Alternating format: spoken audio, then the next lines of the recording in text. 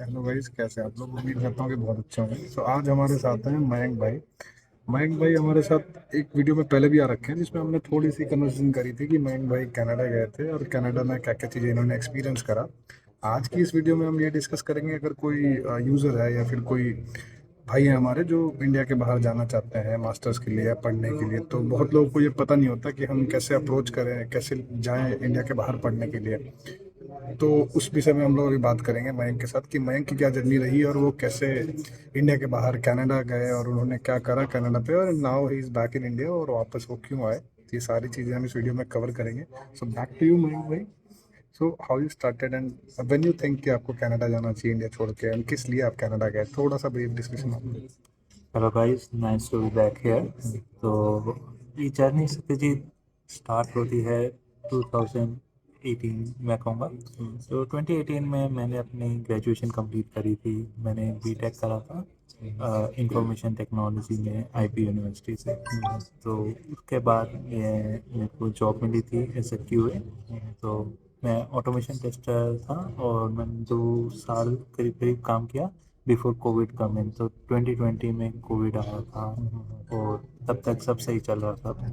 तो कोविड से जस्ट पहले एक्चुअली क्या हुआ कि हमारे नेबर्स हैं, तो उनकी डॉटर की वेडिंग थी। तो she was studying in Ireland और वहीं तो उन्होंने कहा कि आपको भी ट्राई करना चाहिए बाहर जाने का। उन्होंने बेनिफिट्स बताए कि बाहर जाने के क्या क्या बेनिफिट्स होते हैं। उन्होंने वर्क लाइफ बैलेंस के बारे में बताया कि थोड़ा सा यहाँ पे ज़्यादा डिमांडिंग है कल्चर, वहाँ पे थोड़ा लीनियंसी है और पे जो है ना वहाँ पे उस हिसाब से बहुत अच्छा। तो उन्होंने और भी बहुत बेनिफिट्स बताए, तो मैंने थोड़ा स्टडी किया कि क्या क्या पाथवेज हैं बाहर जाने के और क्या क्या करना पड़ता है, क्या क्या प्री रिक्वेस्ट हैं कि जिससे हम बाहर जाएं। तो basically she was in Ireland. तो आयरलैंड में जब वो थी तो उन्होंने बताया कि जैसे वो एक डेटा एनालिस्ट थी वहाँ पर। तो मैंने उनसे ये पूछा और मैंने ऑनलाइन भी चेक किया कि क्या क्या चाहिए। तो जब भी आप एक इंग्लिश स्पीकिंग कंट्री में जाते हो तो सबसे पहले आपको आइल्स एग्ज़ाम क्लियर करना पड़ता है, नाइस। ताकि ताकि वो ये कर पाएँ कि आपकी जो इंग्लिश स्पीकिंग प्रोफिशिएंसी है वो किस लेवल की है। तो ये आइल्स एग्ज़ाम जो होता है ये 2 फेजेज़ में कंडक्ट कराते हैं। बेसिकली इसमें 4 सेक्शंस होते हैं। ओके। एक होता है रीडिंग का सेक्शन, एक राइटिंग का सेक्शन, एक स्पीकिंग का और एक लिसनिंग का। तो इसमें मैंने भी फिर आइल्स का एग्ज़ाम दिया था और इसमें रीडिंग और लिसनिंग और राइटिंग ये एक दिन होते हैं और फिर एक स्पीकिंग का जो सेक्शन होता है वो एक सेपरेट दिन होता है। तो कभी कभार कुछ केसेस में जैसे मेरे फ्रेंड्स ने दिया तो वो कॉन्सिक्यूटिव डेज पे होता है और कभी कभार गैप भी आता है। तो ये एक मेन प्री रिक्वेस्ट है जो चाहिए होता है कि आप इंग्लिश स्पीकिंग कंट्री में जाएं। इसके अलावा डिपेंड करता है कि आप किस पर्पज़ के लिए, अगर आप पढ़ने जा रहे हैं तो आप कौन सा कोर्स करने जा रहे हैं वो भी डिपेंड करता है। क्योंकि बाहर आप अंडर ग्रेजुएट कोर्स करने भी जा सकते हैं, पोस्ट ग्रेजुएट कोर्स भी करने जाते हैं और कुछ कुछ लोग तो इवन पीएचडी के लिए भी बाहर जाते हैं। तो मैंने पता करा तो मैंने भी आइल्स एग्ज़ाम दिया था और लकीली फर्स्ट टाइम में मेरे 7 बैंड्स आए थे ओवरऑल। तो वो डिपेंड, मुझे स्कोर तो याद नहीं है ये इस क्या टाइम। बैंड्स क्या है? बैंड्स ऐसा होता है कि वो आप जब अटेम्प्ट करते हैं आइल्स का एग्ज़ाम तो उसके बेसिस पे आपका स्कोर आता है। तो स्कोर आने में ऐसा होता है कि बैंड के हिसाब से आपकी प्रोफिशिएंसी जज की जाती ओके। है कि गॉट इट। अगर आप मैक्सिमम 9 बैंड्स आते हैं तो 9 bands is like you are outstanding, but 8 is good, like 7 is also good, but 6 like average, 6 के बिलो लाइक जनरली उस टाइम पे 6.5 वॉज मिनिमम आपको चाहिए, तभी एक्सेप्ट करते हैं। तो जब आपका ये आइल स्कोर आता है, ये आइल स्कोर के साथ आप अपना पूरा स्टडी जो आपने पहले करी है 10th 12th और ग्रेजुएशन करी है इन माय केस, तो फिर आप अप्लाई करते हो यूनिवर्सिटीज़ और कॉलेजेस में। तो आप एक एप्लीकेशन सेंड करते हो और वहाँ से फिर वो रिवर्ट आता है। तो आप आइल्स अगर लगाते हो तो आपकी एप्लीकेशन स्ट्रांग होती है।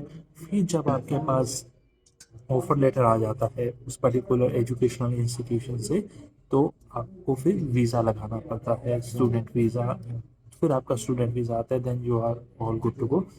ये डिफर करता है कंट्री टू कंट्री, बट जैसे मैं कनाडा गया था तो उस टर्म्स में आई विल से कि ये सारी प्री रिक्वेस्ट हैं मेरे केस में, बट उसमें भी डिफर कर जाते हैं चीज़। ओके, नाइस भाई। तो आप कनाडा ही आपने क्यों चूज करा जबकि आपको आयरलैंड सजेस्ट किया था अपने रिलेटिव ने? That's a good question. या सो एक्चुअली हुआ क्या कि मैं आयरलैंड था, और to be very honest Ireland के बेनिफिट्स आप इस गए सेंस थे से, आयरलैंड? नहीं मैं आयरलैंड नहीं गया। तो एक्चुअली हुआ क्या था कि आयरलैंड पास भी पड़ता है, क्योंकि कनाडा अगर आप फ्लाइट से जाएं तो it will take around quite a time, but Ireland आप 5-6 घंटे में पहुंच जाते हैं। बट मैं स्टार्ट किया था जब अपनी जर्नी, तो मैंने ऐसे exam I was planning for Ireland only, okay. But मेरे कुछ कॉलेज मेट्स थे, सो दे वर ऑलरेडी इन कैनेडा। सो उन्होंने मुझे सजेस्ट किया कि आप आयरलैंड की जगह कनाडा जाएं। उसके फ़ायदे ये हैं कि ये अराउंड 2020 का टाइम है, तो उस टाइम पे परमानेंट रेजिडेंसी के चांसेस भी हैं। वो आयरलैंड में भी थे, but it is quite like high chances in Canada. Apart from this, Canada में थोड़ा कल्चर, हाँ मतलब वहाँ पे मिक्स्ड एक एथनिसिटी है, क्योंकि वहाँ पॉपुलेशन उनको ग्रो करनी थी, तो वहाँ पे आपको मतलब फ्रेंड्स भी हैं तो कहते हैं आप भी आ जाओ, तो सब एक ग्रुप बन जाएगा। तो फ्रेंड्स थे पहले आपका? फ्रेंड्स थे वहाँ सो पे। Because of friend I believe आप हाँ, गए थे तो मैंने कनाडा। अपना वो चेंज कर लिया। नाइस भाई। तो जो आपने वहाँ पे कॉलेज सेलेक्ट करा वो आपके जो आपने एग्जाम दिया था आईएलटीएस का उसके बेस पे आपको कॉलेज मिला या फिर आप यहाँ से प्री सेलेक्ट करके गए थे? बिकॉज नहीं, आई थिंक जहाँ तक मुझे पता है आपको कॉलेज से ऑफर लेटर पहले आना चाहिए, देन आप वीज़ा वगैरह लगाते हो। हाँ हाँ ये थी। यस। और इसमें सिर्फ आइल्स तो एक जरिए इंग्लिश स्पीकिंग जरिए के है, लिए है। ओके। आपकी जो बैकग्राउंड क्वालिफिकेशन है वो भी मैटर करती है, कि आपके 10th में कितने मार्क्स मार्क्स हैं, वगैरह। 12th में कितने मार्क्स हैं, ग्रेजुएशन में आपने कैसा परफॉर्म किया है। और फिर जिस भी यूनिवर्सिटी या आप कॉलेज में भी अप्लाई करते हो, तो वो एनालाइज करती है ओवरऑल। आइल्स तो सिर्फ इसके लिए है कि इंग्लिश आप चेक इंग्लिश करें, ओके। इंग्लिश चेक करने के लिए, तो ओवरऑल चीज़ें देखी जाती हैं। और अगर जैसे यूनिवर्सिटीज़ में तो आपको जीमेट और जीआरई भी देना पड़ता है, तो कुछ कुछ यूनिवर्सिटीज़ में जीमेट और जीआरई भी देना पड़ता है, तो आपका उसका स्कोर भी मैटर करता है।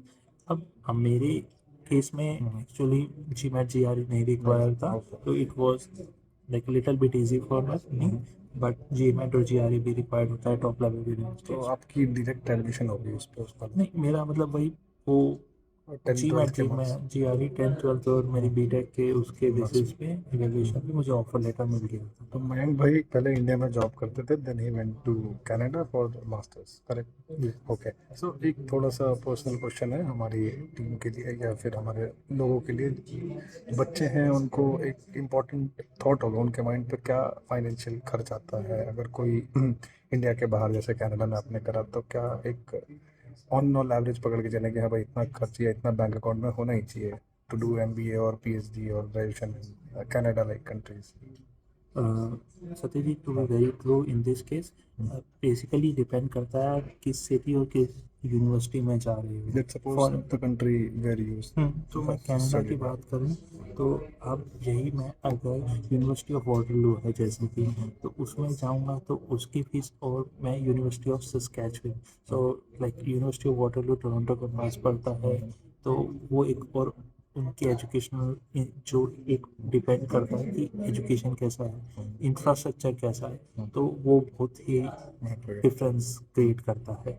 और फिर हमारे यहाँ पे कॉलेजेस भी होते हैं, स्पेसिफिकली लाइक इंडियन लोग जो है वो कॉलेजेस प्रेफर करते हैं, क्योंकि उन अब वही यहाँ पे यही बात आ जाती है कि एजेंडा क्या है, what is the end goal that you are going. So लोग एजुकेशन के लिए जाते तो हैं, बट उनका एजुकेशन तो होता है गोल, बट उनका परमानेंट रेजिडेंसी भी एक तरीके से वो उनकी मतलब वो आई करते हैं कि परमानेंट रेजिडेंसी पे भी हमें चाहिए है, और बजट का। तो अब मैं लो लेवल पे कहूँ तो डिपेंडिंग अपॉन लाइक उस टाइम पे 2020 में around like 20 to 30 lakhs tuition fees जो है सिर्फ आपकी, कॉलेज का? सिर्फ और कॉलेज रहने का। रहने में?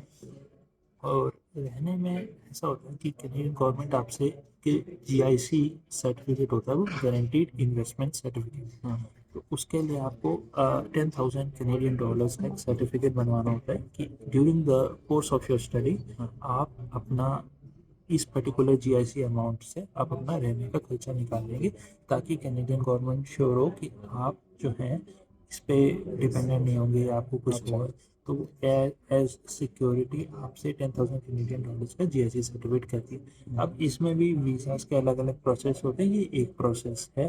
अब मेरे को इसमें ज़्यादा डिटेल नहीं पता कि क्या है, कोई तो नहीं। उसमें कैटेगरीज होती हैं, एक एसडीएस एक नॉन एसडीएस होगा, हाँ। बट ये डिफरेंट वेज होते हैं जिसके थ्रू मतलब, बट हाँ, along with tuition fees this amount is required, but आजकल आपको कैनेडियन गवर्नमेंट की साइट पे देखना पड़ेगा कि क्या चेंजेस दे रहा आए नहीं हैं। दे रहा। हम्म, करेक्ट। तो सो आपका जब आपने मास्टर्स कंप्लीट करा, नहीं अभी इंडिया में जो आप कर रहे हो वो हम उसकी अलग वीडियो बनाएंगे गाइस। जब आप अपने मास्टर्स कंप्लीट करा उसके बाद फिर आप कितने दिन वहाँ पे स्टे करे और उसके बाद आपने क्या करा, और आप मास्टर्स के बाद रुके थे नहीं रुके थे, मुझे भी क्लियर नहीं पता। हाँ, तो जैसे मैंने मास्टर्स किया तो मैं बेसिकली 2020 में गया था, तो 2022 तक मेरा 2 इयर्स का था, 2 इयर्स में मेरा कंप्लीट हो गया था मास्टर्स। उसके बाद मैंने वहाँ पे जॉब किया। कैसे मिली जॉब? तो जॉब ऐसा होता है कि जॉब यहाँ पे जैसे प्रोसेस होता है जॉब हायरिंग का, वो वहाँ पे थोड़ा कम होता है। वहाँ पे हमको कनेक्शंस होते हैं, क्योंकि वहाँ पे थोड़ा सा कॉम्पिटिटिवनेस इस सेंस में है कि वहाँ पे पोजीशंस जो होती है ना वो डिफर करती हैं, जॉब रोल्स भी डिफर करते हैं। और to be very frank, like it was hard for me initially to get, but lastly मेरे को अपने ही फील्ड में इट वाज, अब मैं ऐसे सोच, like I was working as a QA, so it was not like totally as a QA, but it was like an analyst job. तो वो मेरे को मिला था, और मैंने 2022 से 2024, हाँ, I work as an analyst there, then मुझे वापस आना पड़ा कुछ लेकिन ब्यूटीफुल। सर, सो आपको ऑल इन ऑल अगर अब मैं बात करूं कि चलो ये एमबीए के पार्ट या फिर जॉब्स आपने करा, व्हाट अबाउट द कल्चर? कैसे ये मतलब इंडियंस अगर जा रहे हैं, मान लो इंडियंस या फिर एशियन कंट्रीज के लोग अगर जा रहे हैं कनाडा जैसी कंट्री में, तो कल्चर का क्या डिफरेंस है? लोग सर्वाइवल ये मतलब ये जैसे सोशली कितना इवॉल्व होते हैं लोगों के साथ वहाँ पर? सोशली सत्यजीत, मैं कहूँ ये डिपेंड करता है person to person, yes yes. Person की nature. But one thing I must say, like Canadians are really polite in nature. Like Canadians के लिए मैं बात करूँ, मैं यहाँ अमेरिकन के लिए नहीं बात कर सकता, बिकॉज आई हैव बीन अलग टू है यूएस लोग। Border as well. But Canadians are really polite unless आप उनके साथ कुछ ऐसा भी ना करो कि वो प्रोवोक हो जाए, बट वो like they are really good people. But I will say like Canada के terms में it is like a mixed ethnicity। आपको वहाँ पे इंडियंस में मिलेंगे, वहाँ पे आपको एशियंस में मिलेंगे, चाइनीज, जैपनीज, मतलब मिडल ईस्ट के पीपल भी मिलेंगे, even from Bangladesh, Pakistan. Her so countries के लोग। कंट्री का उसका एक अपसाइड भी है कि आपको हर एक वैरायटी का फूड भी मिलेगा, मतलब, तो ये भी है सो उसका। मैं एक लास्ट वन ज़्यादा लंबी नहीं करेंगे इस चीज़ को। सो ऑल इन ऑल आप सबको सजेस्ट करना चाहेंगे कि जाना चाहिए और नहीं जाना चाहिए, और जाने से मतलब उनकी लाइफ में क्या चेंजेस आएंगे? Satish, to be very frank, इस पॉइंट ऑफ टाइम पे I will not suggest, because अभी अभी मैंने जो हर्ड किया है कि कैनेडियन गवर्नमेंट जो है वो अपने टेम्प्रेरी रेजिडेंसेस, मतलब जो रेजिडेंट्स हैं, टेम्प्रेरी रेजिडेंट्स हैं जो परमानेंट रेजिडेंट्स नहीं है, उनकी पॉपुलेशन जो है वो मतलब मिनिमाइज करने पे है। उसने कहा है कि हम सिर्फ अभी टेम्प्रेरी रेजिडेंट्स के 1% ही परमानेंट रेजिडेंस करेंगे। तो right now it is not good, but मेरे को मतलब I am sure that things will change in the near future. So मैं ये सजेस्ट करूँगा कि अभी वेट करना चाहिए, थोड़ा सा चीज़ें बेटर हों दोबारा से, क्योंकि ये इमिग्रेशन एक नॉन स्टॉप प्रोसेस है, specially for country like that are growing, those though they are developed but they need population। so I think अभी वेट करना चाहिए, अभी वो थोड़ा सा, क्योंकि ऑन गोइंग वॉर भी है, इकोनॉमिकली भी थिंग्स आर नॉट गुड। ठीक है। सो गाइज मयंक भाई थे। मयंक भाई इंडिया में अभी as a QA engineer work कर रहे हैं। अभी इसकी हम सेपरेट वीडियो बनाएंगे, how he came to India and how he get this job as a QA engineer. So this video was all about कि अगर किसी को इंटरेस्ट है या फिर इनकी क्या जर्नी रही है और कैसे पहुंचना है इंडिया के बाहर, अगर कोई जाना चाहता है तो this was all about this video.